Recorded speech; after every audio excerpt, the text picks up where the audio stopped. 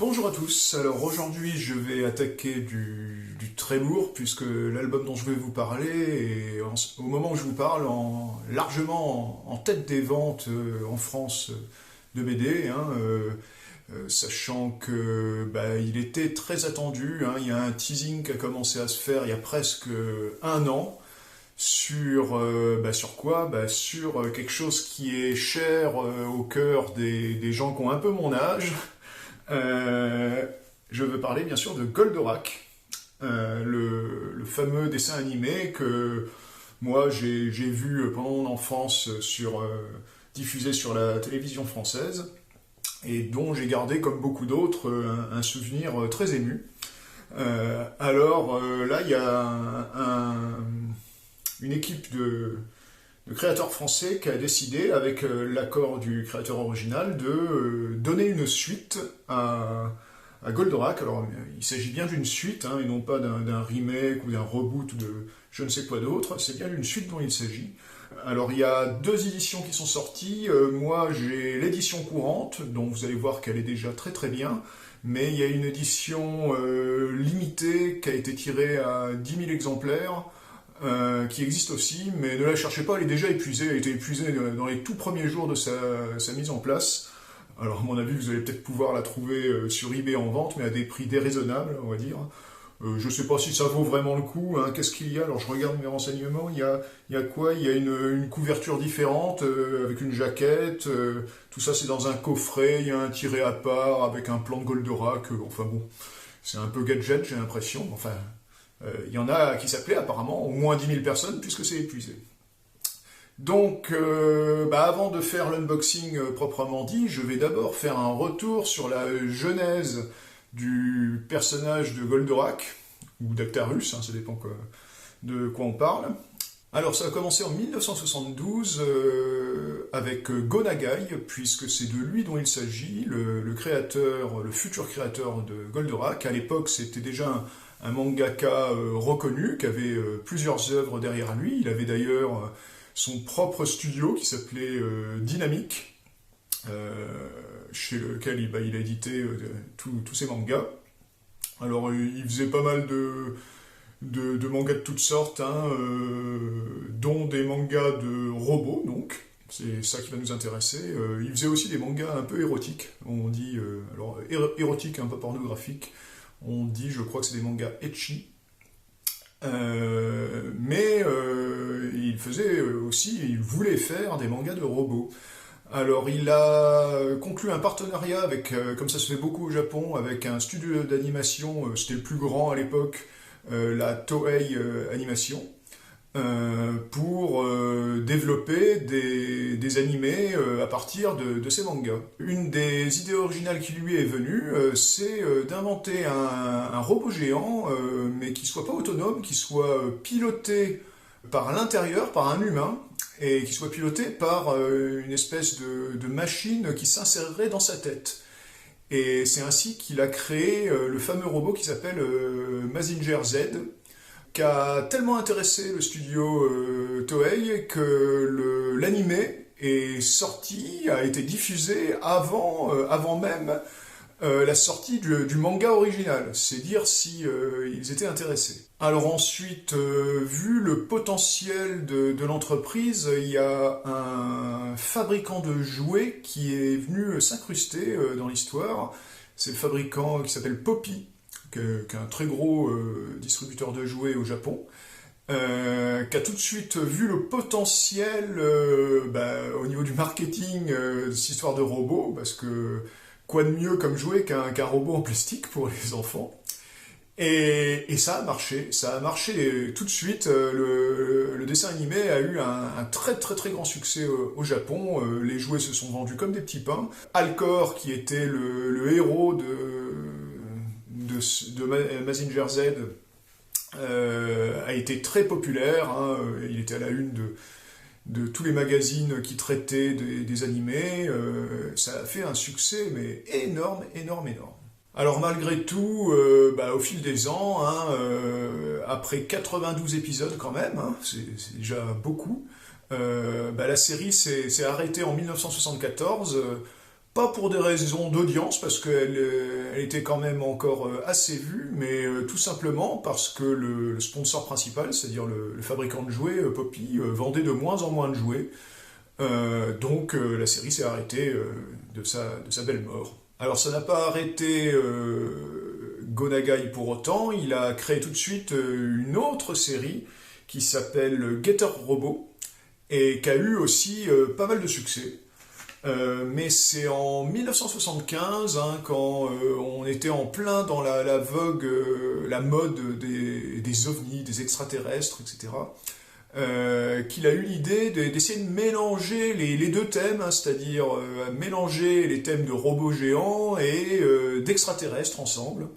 Et c'est une idée qui a tout de suite beaucoup intéressé bien les studios d'animation et puis les fabricants de jouets. Alors la Toei Animation veut faire un film test et va se lancer dans la production, alors pas tout de suite d'une série animée, mais d'un film d'une trentaine de minutes pour jauger un petit peu du retour des spectateurs.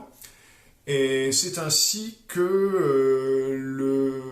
le film qui s'appelle, alors je lis, hein, GTG, je ne sais pas comment ça se dit, mais en français ça a été traduit par la guerre des soucoupes volantes, a été créé. Et alors dans ce film il y avait encore le personnage d'Alcor qui était toujours là, et ça a été un grand succès. Alors dans ce film aussi est né le personnage d'Actarus, donc un extraterrestre, puisque c'était un peu le but au départ de mêler les deux. Et donc, ce moyen métrage, on va dire, est la première fois qu'on voyait réunis en même temps les deux personnages, Alcor et Actarus. Alors ça a été un grand succès, et du coup, une série a été lancée, et en VO ça s'appelle Grendizer, mais nous on connaît cette série sous le nom de Goldorak. Alors tout de suite, vu le potentiel, il y a 3 saisons qui ont été envisagées. Donc il y a Actarus qui en est le héros, mais sous la pression des fans, il y a Alcor qui a été réintégré dans la série. Et donc la diffusion a commencé en octobre 1975 au Japon. Mais alors les audiences ont été assez décevantes et la série s'est assez rapidement arrêtée.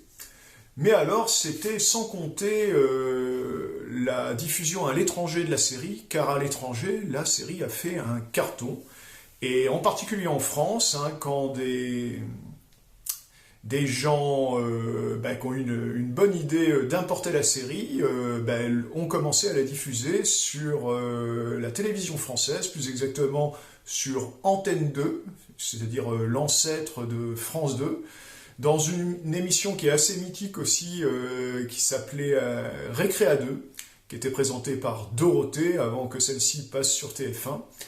Et la série, dès ses premiers épisodes, a fait un tabac, a eu des audiences de fou. Hein, je me rappelle, hein, moi j'étais vraiment gamin à l'époque, et dans la cour de récré, tout le monde se racontait l'épisode de Goldorak, hein, qui avait été diffusé juste avant. Ça faisait vraiment un bon sujet de conversation à l'époque. Tout le monde était passionné par cette série. Après, ça fait quand même ça fait presque 40 ans. Après 40 ans, Goldorak ressuscite en quelque sorte, hein, grâce à Xavier Dorisson, Denis Bajram, Kossu Santenac et puis Guillot à la couleur, pour cette suite, parce que je répète, il s'agit d'une suite, qui est vraiment au-delà de toutes mes espérances, hein, parce que je vous avoue que moi j'étais un peu sceptique, même quand j'ai vu les teasers, etc., parce que je suis assez réfractaire au manga, hein, j'avoue, hein, je sais c'est pas bien, mais j'ai du mal avec le manga. Alors déjà, moi, les petits formats, pour profiter d'un dessin, c'est difficile, hein, la plupart des mangas sont en très petits formats. Bon, le sens de lecture à l'envers, ça me gêne aussi un petit peu, hein. J'ai du mal à m'y faire, hein, bien que j'ai fait des essais, mais j'ai quand même du mal. Et donc, quand j'ai vu l'album arriver, je me suis dit « Ah, mais c'est pas un petit format !» Et puis, c'est dans le sens de lecture occidentale, c'est impeccable. Et puis, les dessins sont magnifiques. Et puis, les couleurs sont magnifiques. Et puis, l'histoire ne nous prend pas pour des débiles profonds. Enfin, tout ça, je vais vous en parler tout de suite hein, dans le unboxing qui va suivre. Alors, voilà donc cet album, alors qui a un format à peu près identique à un format classique de 48 pages franco-belge. Peut-être un petit peu plus petit, mais bon, pas grand-chose. Donc là, le dos. Et puis la dernière de couverture sur laquelle on retrouve le dessin qui avait été utilisé pour le teasing de l'album. On voit le point de Goldorak là, qui est échoué dans un lac. Alors, quand on ouvre, la page de garde avec en fond le plan de Goldorak, je crois que c'est Denis Bajram hein, qui l'a réalisé ce plan. D'une manière générale, si on regarde un petit peu la répartition des tâches, Xavier Dorisson et Denis Bajram se sont occupés de l'histoire, du scénario. Denis Bajram du dessin, alors je crois que principalement il s'est occupé du design, hein, principalement, et puis des grandes scènes spectaculaires. Cossu, d'après ce que j'ai compris, c'est plus occupé des personnages. Et puis Santenac de tout le reste, mais a priori ils ont quand même travaillé à trois sur l'ensemble, hein, c'est un travail avant tout collectif. Et Johan Guillot, que je ne connais pas, hein, a fait la couleur, et j'avoue qu'il s'en est très très très bien tiré sur la couleur. Donc d'après l'œuvre de Gonagai, bon ça on sait. Alors je crois c'est édité chez Kana, je crois que c'est le premier album que j'achète chez cet éditeur. Alors cet éditeur qu'en est pas vraiment un, puisque je crois que c'est une filiale d'Argo qui s'occupe de tout ce qui est manga, il me semble. Donc alors pour ceux qui ont un peu la mémoire courte, hein, mais bon, j'en fais partie, hein, puisque 40 ans ça fait long quand même. Il y a eu la bonne idée là de mettre un résumé de la série, hein, de tout ce qui s'est passé avant le début de cet album, et c'est pas mal, hein, ça remet un petit peu les pendules à l'heure, comme on dit. Donc alors tout l'album est découpé en chapitres, il y en a une petite dizaine si je me rappelle bien, donc là chapitre 1 qui s'appelle Lune Noire. Et on voit tout de suite de quoi ça a l'air. Alors c'est des grandes planches qui sont bien spectaculaires. Il y a parfois beaucoup de vignettes par planche. Donc là, on est sur la Lune, hein, devant les restes de la base qui avait été utilisée par les ennemis de Goldorak dans la série animée.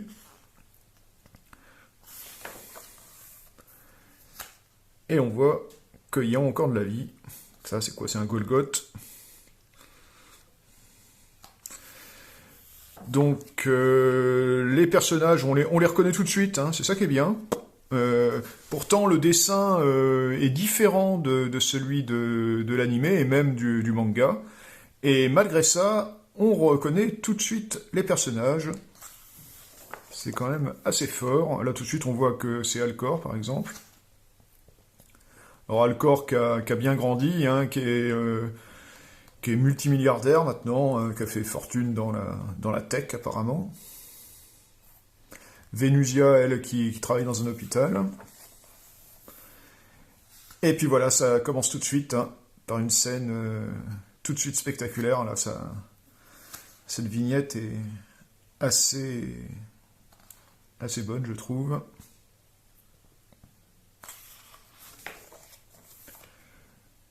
Donc je trouve que la mise en scène est vraiment très bonne. Hein. On a tout de suite on dirait au cinéma que ce sont des money shots, c'est-à-dire des images qui sont faites pour donner envie de venir dans les salles. Bah là, on est dans une BD, donc on n'a pas besoin de money shot, mais c'est quand même super spectaculaire. Hein. Regardez-moi ça, cette double page, quand le Golgoth arrive.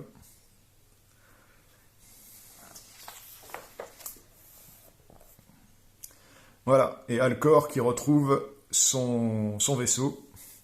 Chapitre 2, 7 jours. Et ça y est, il est parti. À essayer de résister contre l'attaque. Mais il va avoir du mal, le pauvre. Alors, non seulement les scènes sont spectaculaires, mais on suit vraiment bien ce qui se passe, hein, on n'est jamais perdu, la gestion de l'espace est vraiment très bonne.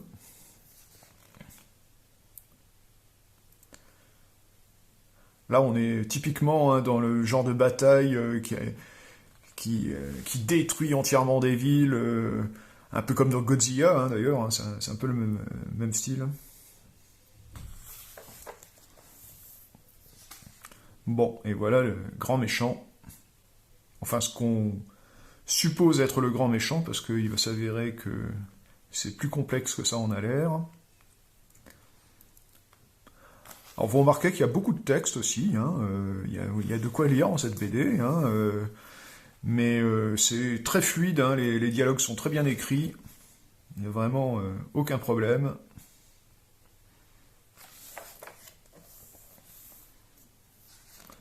Chapitre 3, Prisonnier 0. Donc là, c'est les démêlés avec l'armée.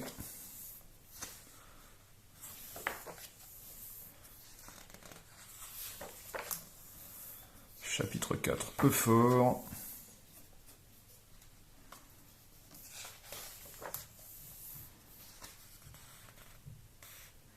Retour en arrière qui explique pas mal de choses. On entreaperçoit Goldorak pour la première fois, mais c'est en ombre chinoise. On est quand même à la 44e page, hein. Goldorak ne s'est pas encore montré. Donc Actarus, hein, qui est barbu.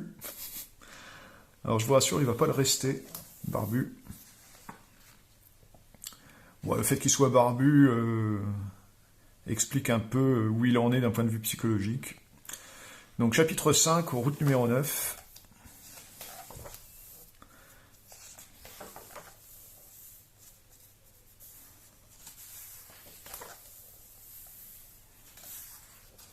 Et voilà, Goldorak arrive. Et voilà, ça c'est superbe retour.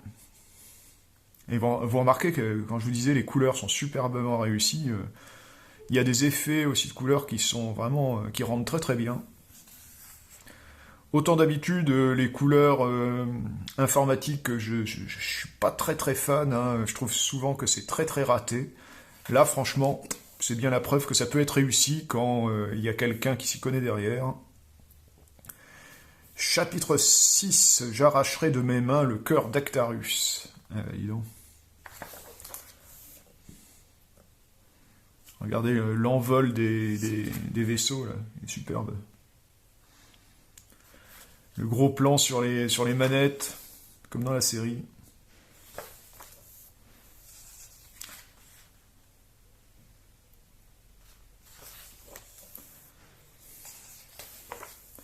Chapitre 7, ils ont besoin de toi.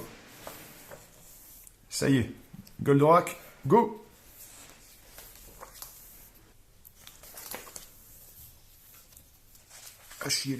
Achilléochoc. Donc là, ça charcle pas mal. Astéro H. On a tous les passages obligés, hein.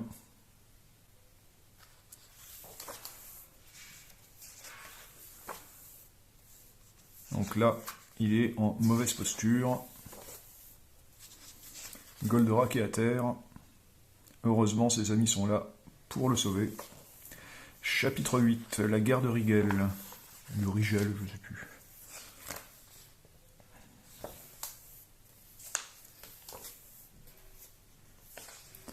Encore un retour en arrière. Il y a toujours une palette de couleurs différentes pour les flashbacks. Là aussi, un retour en arrière. Alors sur... c'est vraiment quelque chose qui est inventé là par les auteurs. Chapitre 9, Métamorphose. Voilà. Actarus est de retour, et vous voyez, ça y est, il a rasé sa barbe, donc ça va beaucoup mieux. La sortie de Goldorak, hein, assez mythique.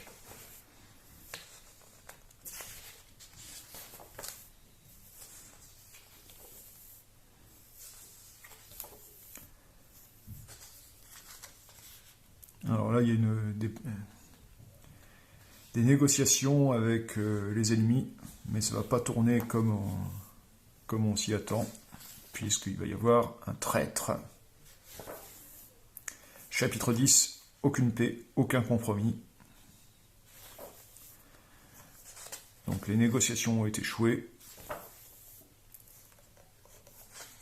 Mais Goldorak est là pour gagner, heureusement.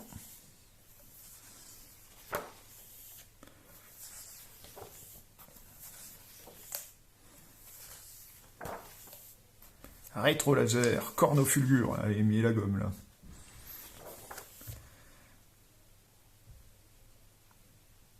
Et voilà la fin. Conclusion, un enfant. C'est vraiment une fin, a priori. Une vraie fin, ça n'appelle pas forcément de suite. Alors, il y en aura peut-être une, hein.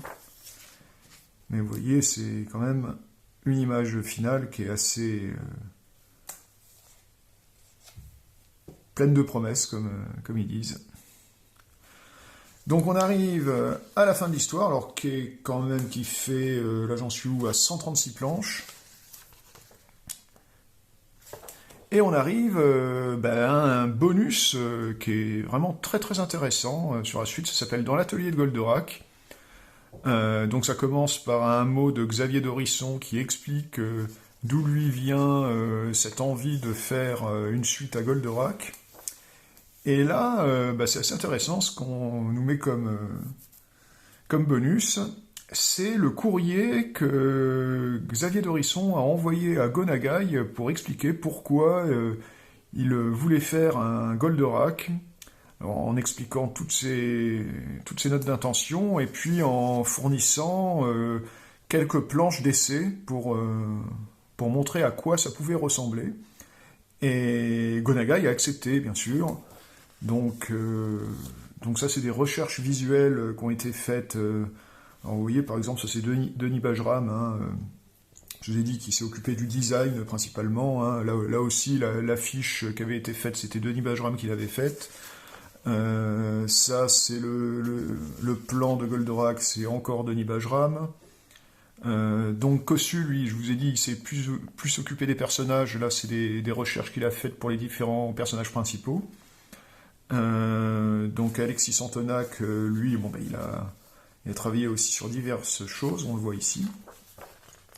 Et ça, donc, ce sont les planches d'essai qui ont été envoyées à Go Nagai.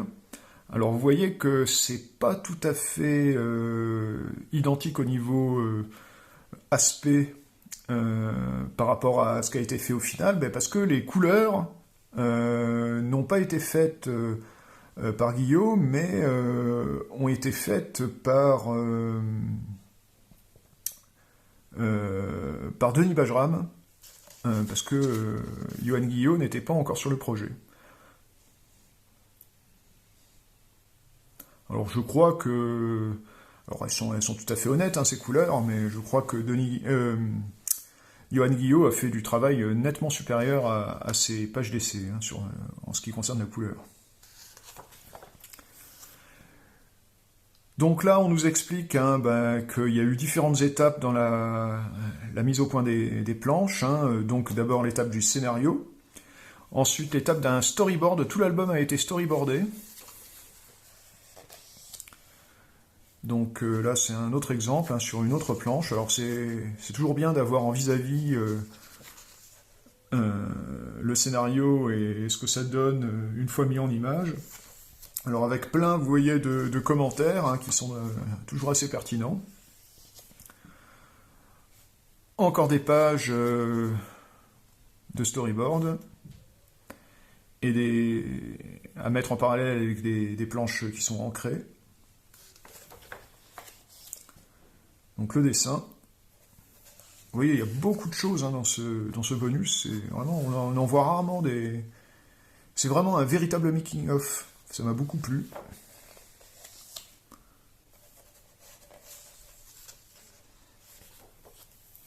Donc là, on arrive sur des explications pour la mise en couleur.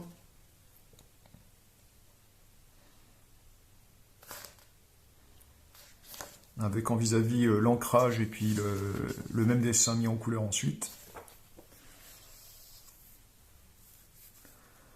Alors on nous explique même qu'il y a différentes étapes dans la mise en couleur, hein. Il y a deux versions, la première version, deuxième version, vous voyez qu'il y a encore une amélioration. Là pareil, il y a deux versions. Là aussi, hein, je trouve que cette version-là, effectivement, celle qui a été conservée, est nettement supérieure.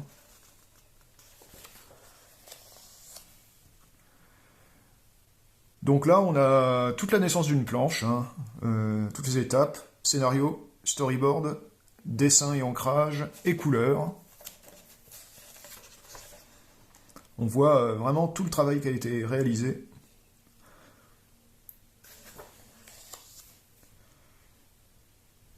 Donc là, on nous reparle de certains des personnages. Et là, les recherches pour la couverture. Alors, il y a différents essais. Au final, celle qui a été retenue elle est vraiment bien. Je trouve que ces deux-là étaient assez quelconques, je trouve, comme couverture.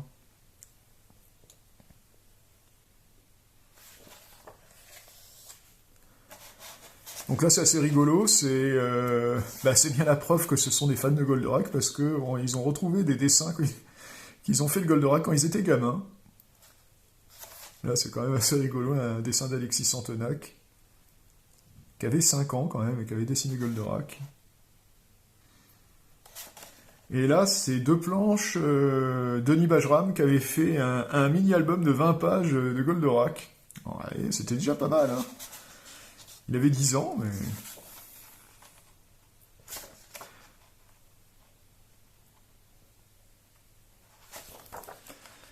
Voilà. Donc, pour ce... Alors là, on a vraiment le détail de ce que chacun a fait. Vous voyez, Xavier Dorisson, il a le concept, l'histoire, le scénario. Alors c'est Denis Bajram qui a fait le plus de choses, hein. Vous voyez, histoire, storyboard, dessin, ancrage, finalisation des couleurs, couverture et maquette. Il n'y a rien fait que ça. Donc, Cossu, le design des personnages, le storyboard, le dessin et l'ancrage. Santenac, il a fait aussi le design des personnages, mais je crois que c'est les... D'après ce que j'ai compris, Cossu, c'est plutôt l'équipe de héros, et Santenac, c'est les autres personnages, les ennemis, etc. Donc, Johan Guillot, les couleurs. Donc, c'est vraiment du bon boulot, hein, a priori. Voilà donc pour Goldorak. Alors, pour ce qui est des notes, alors d'abord, la qualité de fabrication. Alors, vous voyez que, a priori, c'est dans la bonne, voire dans la très bonne moyenne. Il n'y a pas de problème particulier. Bon, en dehors du fait, mais je me répète, hein, quand même, à chaque fois, le papier est un peu brillant, un peu trop à mon goût.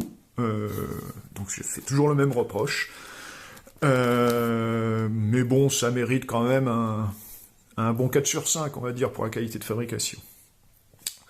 Pour les bonus, alors pour les bonus, vous avez compris, alors il y a un seul bonus, mais un bonus de taille, hein, alors j'ai oublié combien il y a de pages, je crois qu'il y a bien une trentaine de pages. 2, 3, 5, 7, 9, 11, 13, 15, 17... 19, 21, 23, 25, 27, 29... Oh, mais ça sera 30 pages. De bonus, de making-of plus exactement. Ça s'appelle Dans l'atelier de Goldorak, mais c'est vraiment un making-of, et un très bon making-of. Alors, pour ceux qui ont réussi à avoir l'édition limitée à 10 000 exemplaires, je crois que cette rubrique dans l'atelier de Goldorak est plus fournie. Je crois qu'elle doit faire une quarantaine de pages, mais je n'ai aucune idée de ce qu'elle contient en plus. Je sais pas si ça vaut le coup, j'en sais rien. Mais dans l'état, dans la version courante, ce bonus quand même est vraiment très très intéressant. Et donc, je vais mettre un bon 4 sur 5, hein. J'hésite même avec 5 sur 5, mais on va dire 4 sur 5, parce que des bonus, on en veut toujours plus, hein. Et puis bon, comme il existe une édition limitée qui en contient plus, c'est peut-être elle qui mérite le 5 sur 5. Voilà. Et en ce qui concerne la note générale, hein, c'est-à-dire mon appréciation globale sur cet album, j'avoue que j'hésite entre 4 et 5, et je pense que c'est la nostalgie qui va l'emporter, et je vais lui attribuer un bon 5 sur 5. Franchement, j'ai été complètement happé par l'histoire. Alors ne vous attendez pas à quelque chose d'enfantin, c'est quand même... c'est un scénario assez adulte. Bon, alors qui peut être lu par tous malgré tout, bien qu'il y ait quelques petites scènes qui puissent être assez dures par moments, mais c'est pas sanglant par exemple, hein, donc c'est pas non plus très perturbant, enfin je pense pas. Mais j'ai vraiment apprécié, c'est un scénario qui est adulte, qui prend le temps de développer ses enjeux, au niveau des psychologies, qui les a vraiment fouillés. Et puis tout ça, ça se passe de manière très très fluide, les mises en scène sont vraiment hyper spectaculaires. Non, franchement, j'ai vraiment beaucoup aimé. Donc c'est 5 sur 5 pour moi pour l'intérêt de l'album. Voilà donc pour ce bel album de Goldorak, hein. Vous avez compris que j'ai beaucoup aimé cette nouveauté dans l'univers de Go Nagai, qui a été franchement réussie, hein, par l'équipe française qui s'y est attelée. C'est d'ailleurs étonnant que ce soit une équipe française, hein, qui reprenne ça, hein. Les Japonais, a priori, n'ont pas transformé l'essai sur ce coup-là. Donc, d'habitude, dans cette dernière partie de vidéo, je vous propose quelques petits conseils de lecture. Alors, vous comprenez que là, je vais avoir un peu de mal, hein, puisque je vous expliquais que j'étais pas très fan de manga. Donc, je ne possède bien évidemment aucun manga de Go Nagai. Par contre, en fouillant dans ma bibliothèque, j'ai quand même retrouvé quelque chose. J'ai retrouvé, figurez-vous, un album de Mazinger Z, qui était complètement planqué dans les fonds de tiroir. Alors, je me rappelle d'ailleurs, hein, je crois que c'est ma tante, si vous voulez tout savoir, qui m'a offert ça quand j'étais tout gamin. L'album date de 1979, donc ça date quand même beaucoup. Alors, c'est édité par une maison d'édition que je connais pas du tout, hein, Ediciones Junior SA. C'est une maison d'édition espagnole, a priori, puisqu'elle est basée à Barcelone, d'après ce que j'ai vu. Et dans cette collection, il y a quand même 6 tomes de Mazinger Z qui sont sortis. Alors moi, c'est le 3e, Aphrodite est capturée. Mais je vous avoue que j'ai toujours trouvé cet album très très faible. Je vais vous montrer un peu à quoi ça ressemble en ouvrant. Alors, il n'y a aucun crédit, donc on ne sait pas qui dessine, qui scénarise. Il n'y a absolument aucun crédit, on ne sait pas. Il n'y a pas de nom d'auteur, j'ai cherché, j'ai pas trouvé. Alors, ça ressemble à ça. Voilà, ça c'est la page d'introduction, où on voit la tête du robot avec Alcor qui est à l'intérieur. Et puis après, là il y a une présentation des personnages. Et puis après, l'histoire débute, mais alors c'est c'est vraiment pour les enfants, et encore pour les enfants pas très exigeants. Le dessin est très très moyen. Alors ce qui sauve un peu l'ensemble, c'est les couleurs. La mise en couleur est assez réussie, je trouve. En tout cas pour l'époque, c'était réussi. Mais alors c'est un album qui fait, c'est un 46 pages, hein, ordinaire. Hein. C'est difficile de vous le conseiller, mais apparemment, il y en a qui aiment, puisque j'ai eu la surprise de regarder en feuilletant un peu le BDM, de constater que cet album est coté. C'est-à-dire qu'il y a des gens qui le recherchent, comme tous les autres d'ailleurs, hein. Tous les albums Mazinger Z sortis dans cette édition sont cotés. Alors ils sont cotés pas très très cher, mais quand même 12 €, ce qui est quand même largement plus cher que le prix d'achat d'époque. Donc ça m'a surpris. Alors d'ailleurs, je lance un appel, hein. Si quelqu'un est intéressé, je lui céderai volontiers cet album. Bon, il n'est pas en état parfait, mais en état tout à fait correct, hein. Vous pouvez en juger par vous-même. Voilà, donc c'est tout pour aujourd'hui. Je vous dis à bientôt pour une nouvelle vidéo unboxing BD. Ciao!